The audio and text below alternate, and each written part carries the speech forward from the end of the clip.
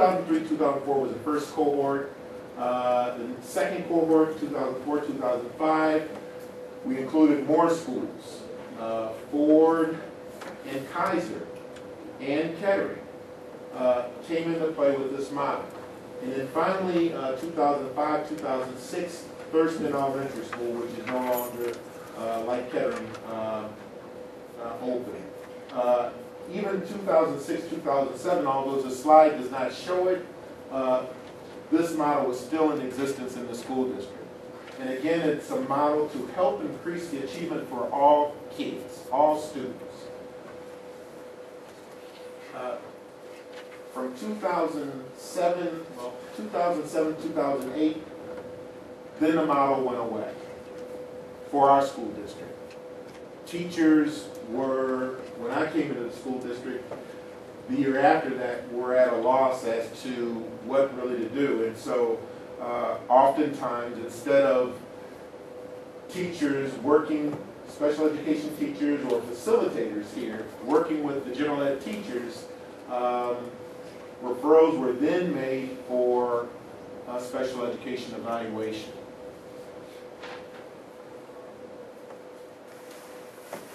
The goal of ICT, Instructional Consultation Team Model, is to improve student and staff performance. And so that is what it is. And what are those influences on the learners? Who are the learners? Exactly, the students are the learners. Research shows that for students, 30 to 60% of learning is going to fall upon students. Motivation, practice, listening, all those skills that you all have. Another 25 to 35% is on the instruction. How is the instruction being conveyed to kids for learning? Task and classroom environment has a lot to do, also 5 to 15%, with how kids learn. So it's the matching of the, almost triangulating on the student, what's going to work, what will work for an individual student or a group of students that have a shared concern with, say, math concepts or reading comprehension concepts. That's the purpose of this model. Is ICT and case management configuration. It's a little blurry there.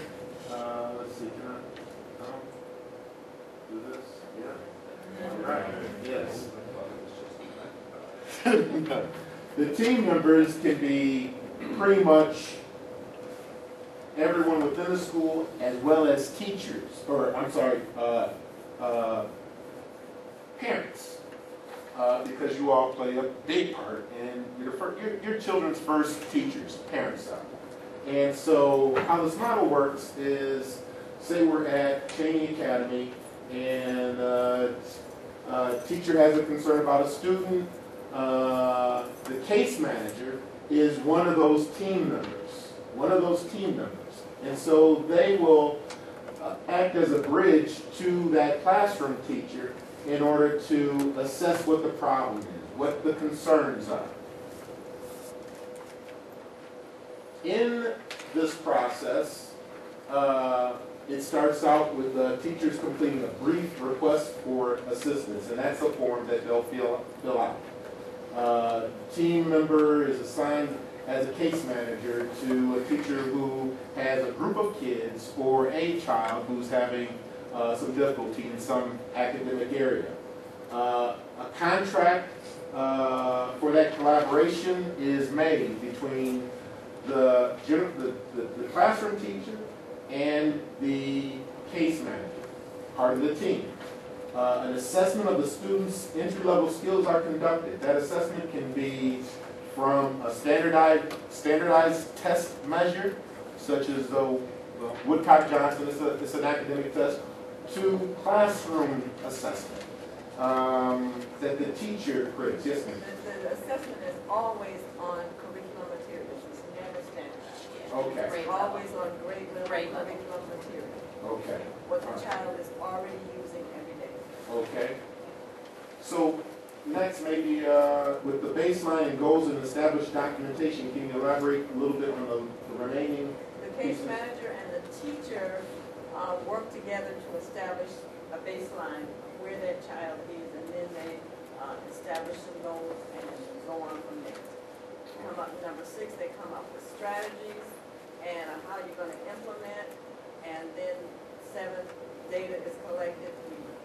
The strategy is given a chance, weeks, to work. Did you say a day or 2? Weeks. Okay. All right. And usually set a time on those. It might be 6 weeks.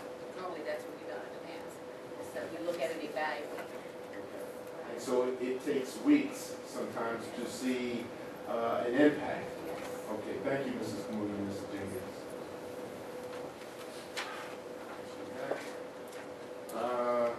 Three phases of implementation for this process to get it back into our school district. And those 3 phases are over 3 academic years. The first phase is the selection of the facilitators for this process. Key activities, selected sites. Those sites that we propose are for the 4 elementary schools that we have: Cheney, Kaiser, Ford, and Holmes Elementary School, as well as the middle school. So that's it could be K through 8. There's an application review and pre-data collection that occurs, which Mrs. Sandy Riley was a former teacher here. She's now with the WISD, and she's the coordinator for multi-county use of ICT in this area and about 5 or 6 other counties in the state. We identify the facilitators and district contacts.